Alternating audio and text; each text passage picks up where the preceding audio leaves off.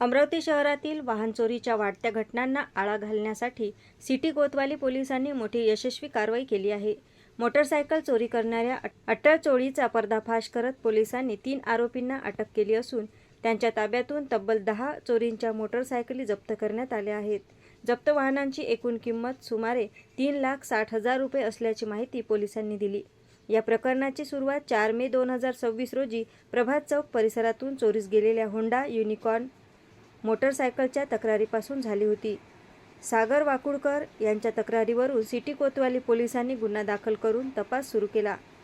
तांत्रिक तपास, गुप्त माहिती आणि पोलिसांच्या सततच्या पाठपुराव्यानंतर राहुल सोळंके राहणार कारंजा लाड, जिल्हा वाशिम, लखन चव्हाण आणि महादेव चव्हाण दोघेही राहणार अळणगाव, तालुका भातकुली यांना ताब्यात घेण्यात आले. चौकशी दरम्यान आरोपींनी अमरावती शहरासह विविध भागात मोटरसायकल चोरीचे गुन्हे केल्याची कबुली केली.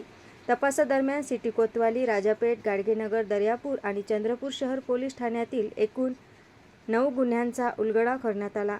आरोपींकडून Honda Unicorn, Honda Shine, Activa, Hero Splendor, HF Deluxe, TVS Victor अशा विविध कंपन्यांच्या 10 दुचाकी जप्त करण्यात आल्या.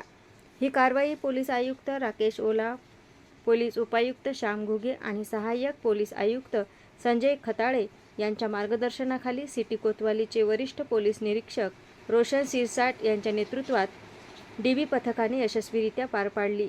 वाहन चोरीच्या घटनांवर प्रभावी अंकुश ठेवत सिटी कोतवाली पोलिसांनी केलेल्या या धडक कारवाईचे नागरिकांकडून स्वागत करण्यात येत आहे.